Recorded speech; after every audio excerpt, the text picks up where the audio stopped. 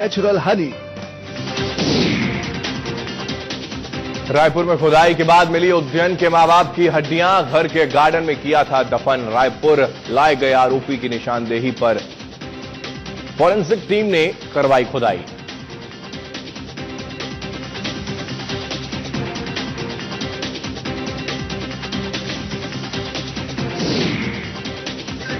भिंड पहुंचे मुख्यमंत्री शिवराज सिंह चौहान। गोहद के गिरगांव में ओला पीड़ित किसानों से की मुलाकात। सीएम ने किसानों को हर मदद का भरोसा दिया। जबलपुर में आम लोगों के लिए राहत। जिला प्रशासन ने तय किए दूध के दाम। 44 रुपए किलो से ज्यादा दाम पर दूध बेचने पर होगी सख्त कार्रवाई। 52 से 55 रुपए किलो बिक रहे थे दूध।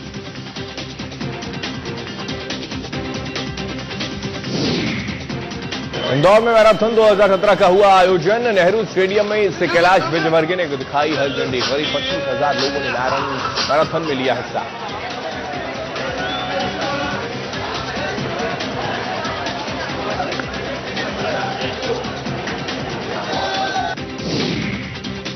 अपराधियों पर लगाम लगाने वाली श्योपुर पुलिस ने छोड़ी कुपोषण के खिलाफ जंग। एसपी साकेत प्रकाश करवा रहे कुपोषित बच्चों की पहचान।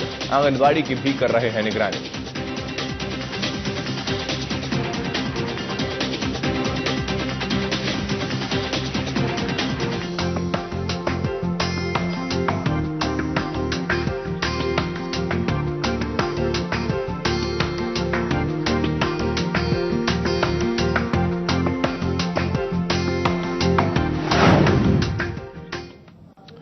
नमस्कार, आप देख रहे हैं हमारी खास पेशकश और मैं हूं आपके साथ हेमंत केवलिया। कंपटीशन के इस दौर में आज हर कोई आगे निकलना चाहता है, इसलिए छात्र ऐसी स्ट्रीम का चयन करना पसंद करते हैं जिसमें उनकी पसंद के साथ साथ नौकरी की तमाम संभावनाएं हो। ऐसा काम हो जिसमें रुतबे के साथ साथ अच्छी कमाई हो सके।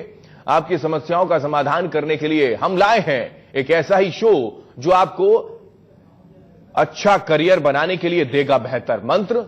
तो चलिए शुरू करते हैं करियर मंत्र।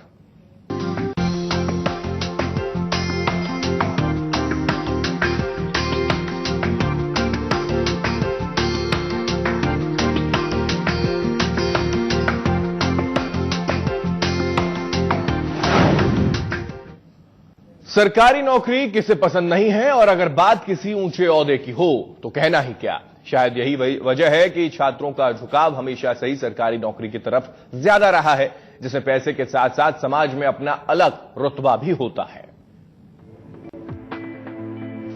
आज के छात्र अपने करियर को लेकर काफी सजग हैं, जिसके चलते वो सरकारी नौकरी में भी अपना भविष्य तलाशने में पीछे नहीं है। यूं तो छात्रों के पास सरकारी नौकरी के लिए कई ऑप्शंस होते हैं, लेकिन व्यापम की बात ही अलग है। प्रतिष्ठित रोजगार होने की वजह से छात्रों का रुझान इसकी तरफ हमेशा से ज्यादा ही रहा है। इस दिशा में जाने के लिए छात्र को मेहनती और प्रबल इच्छा शक्ति वाला होना चाहिए। 12वीं और ग्रेजुएशन के बाद व्यापम की परीक्षा दे सकते हैं। गवर्नमेंट सेक्टर में विगत वर्षों में अगर देखें, आने वाले वर्षों में देखें तो अपार संभावना है, और उसके विपरीत अगर हम प्राइवेट सेक्टर की तरफ जाते हैं तो प्राइवेट सेक्टर में धीरे धीरे नौकरियों का अकाल पड़ रहा है, और अगर नौकरियां हैं भी तो हमारे मन के माफिक नहीं है। इसके विपरीत banking jobs, railway jobs, SSC, Vyapam या जितनी भी गवर्नमेंट सर्विस की जॉब्स हैं उसमें वैकेंसीज काफी ज्यादा निकल रही हैं। तो कि अपने लक्ष्य को वो सीमित रखें, लक्ष्य को तय करें कि कैसे हमें आगे बढ़ना है और उसकी तरफ आगे बढ़ते जाएं। मध्य प्रदेश प्रोफेशनल एग्जामिनेशन में जल्द ही भर्तियां निकलने वाली है। अगर सुनियोजित तरीके से परीक्षार्थी परीक्षा की तैयारी करें तो आसानी से सफलता प्राप्त कर सकते हैं।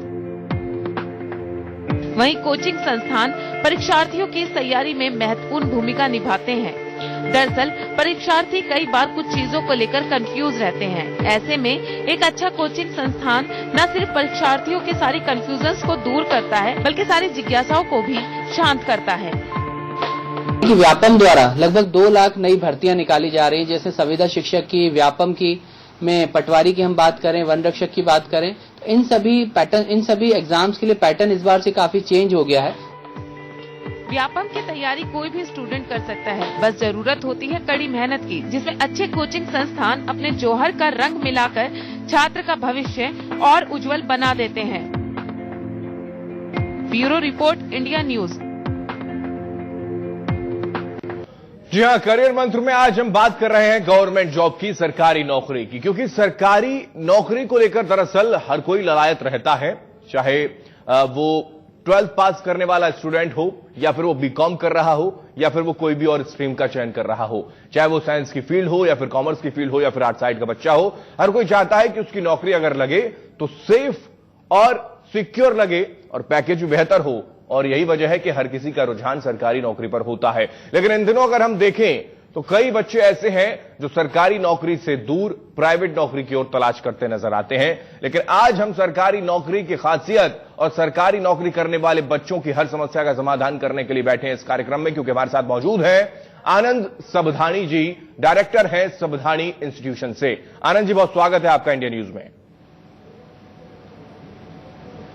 जी धन्यवाद हेमंत जी।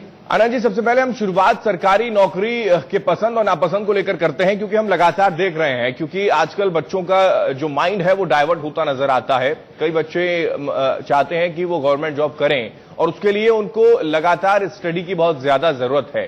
क्या यही वजह है कि जो डाइवर्जन हुआ है बच्चों के माइंड का, स्टडी ना करने की वजह से ही हुआ है कि वो जल्द से जल्द नौकरी पाना चाहते हैं लेकिन मेहनत नहीं?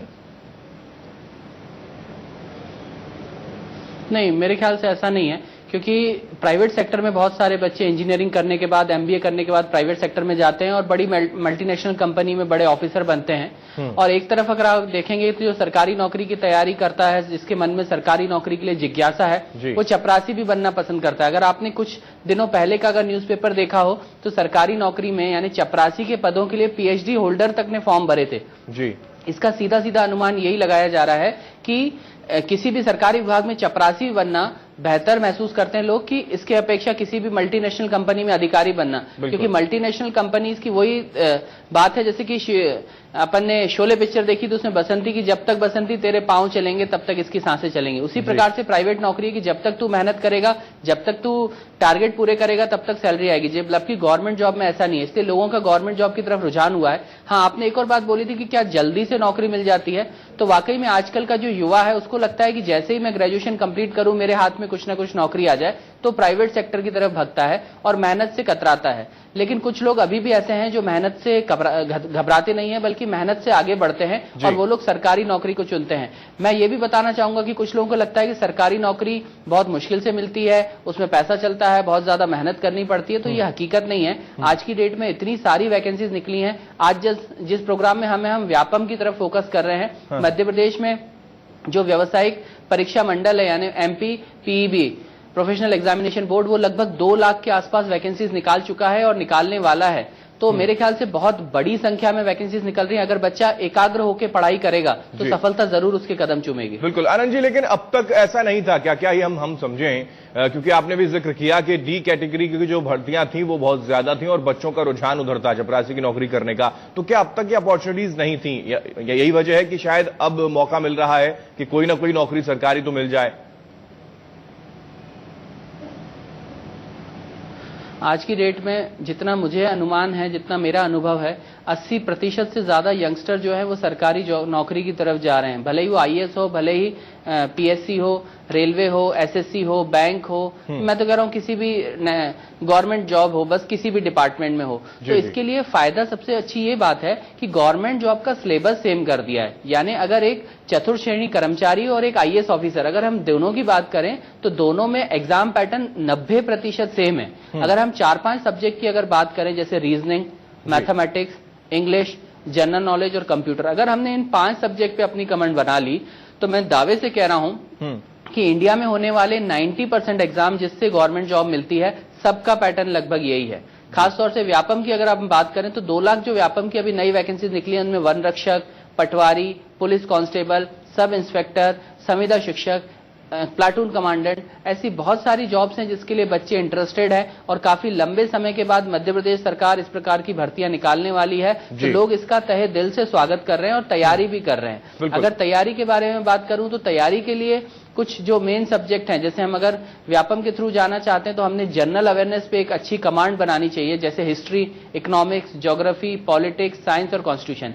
ये कुछ विषय ऐसे हैं जो हर एग्जाम में आएंगे, मतलब छोटे से छोटे व्यापम के एग्जाम से लेकर अगर हम पीएससी की बात करें जो आने वाली 10 फरवरी को होने वाला है, या फिर हम देश के सबसे बड़े एग्जाम आईएएस की बात करें, तो सब में लगभग पैटर्न यही है। अगर इन सब्जेक्ट पे हमने कमांड बना ली, इस सब्जेक्ट पे हमने अगर प्रैक्टिस कर ली तो जरूर आप पास होंगे। जी बिल्कुल आनंद जी, लेकिन जो कमियां रहती हैं, यानी कि तैयारियां क्या क्या होनी चाहिए, वो भी जरा हमारे दर्शकों तक आप पहुंचाइए कि क्या क्या तैयारियां करनी चाहिए इस परीक्षा के लिए। लेकिन एक जो सबसे बड़ा ड्रॉबैक है, क्या वो ये माना जाए कि इस परीक्षा के लिए भी इंग्लिश और हिंदी, यानी कि इंग्लिश जिनकी कमजोर है वो अच्छा यहां पर स्थान हासिल नहीं कर पाते, क्या इस अपॉर्चुनिटी से वो वंचित रह जाते हैं? क्या ऐसी भी स्थिति है? क्या इंग्लिश जरूरी है? हेमंत जी, सबसे पहले तो जितने भी दर्शक हैं उनकी तरफ से मैं आपको धन्यवाद देना चाहूंगा और इंडिया न्यूज को धन्यवाद देना चाहूंगा कि आपने बहुत अच्छा प्रश्न उठाया, क्योंकि ये चैनल मध्य प्रदेश और छत्तीसगढ़ तक पहुंच रहा है और ये 2 स्टेट ऐसे हैं जो सबसे ज्यादा वीक हैं अंग्रेजी में। यहाँ के बच्चे सरकारी नौकरी में जाना तो चाहते हैं, लेकिन वो एक कारण से भयभीत हो जाते हैं कि अंग्रेजी मेरी अच्छी नहीं है, मेरी हिंदी में कमांड है लेकिन मैं इंग्लिश नहीं बोल पाता, नहीं इंग्लिश का पर्चा मैं सॉल्व कर पाता हूँ। तो ऐसे लोगों के लिए अगर आपने समस्या उठाई है, प्रश्न उठाया है, तो वाकई में काबिले तारीफ है। मैं बात करना चाहूंगा, हमारा एक विद्यार्थी था, मैंने उससे बोला कि तू क्या करता है, तो बता रहा था कि मैं अभी 12th पास हूं लेकिन मैं अंग्रेजी में बड़ा कमजोर हूं। मैंने उससे पूछा क्यों? कहता है मैंने अंग्रेजी से मोह छोड़ दिया, अंग्रेजी की तरफ मैंने देखना छोड़ दिया। मैंने कहा क्यों? तो इसने एक मजाक में मुझे बताया कि जब से मैंने ये सुना है कि साइकोलॉजी की जो स्पेलिंग है वो एस और सी से ना होकर पी से चालू होती है, तब से मेरा अंग्रेजी से विश्वास उठ गया। तो एक बात मैं बताना चाह रहा हूं कि ऐसे बहुत सारे लोग हैं जिनका अंग्रेजी से विश्वास उठ गया है जी। उन लोगों के लिए खुशखबरी है कि जो अभी व्यापम की परीक्षाएं होने वाली हैं उसमें अंग्रेजी या तो आएगा ही नहीं, और अगर आएगा भी तो भी न के बराबर है। इसका मतलब अंग्रेजी अगर आएगा तो केवल कट ऑफ निकालना है, इसका मतलब 50 में से 10 मार्क्स या 12 मार्क्स अगर आ जाते हैं तो अंग्रेजी पास कर लेंगे। और बहुत सारे ऐसे एग्जाम है जिसमें अंग्रेजी नहीं आएगा, जैसे पटवारी की अभी 9000 भर्तियां निकल रही हैं मध्य प्रदेश में, जिसमें अंग्रेजी आएगा ही नहीं, बल्कि अंग्रेजी की जगह हिंदी आएगा।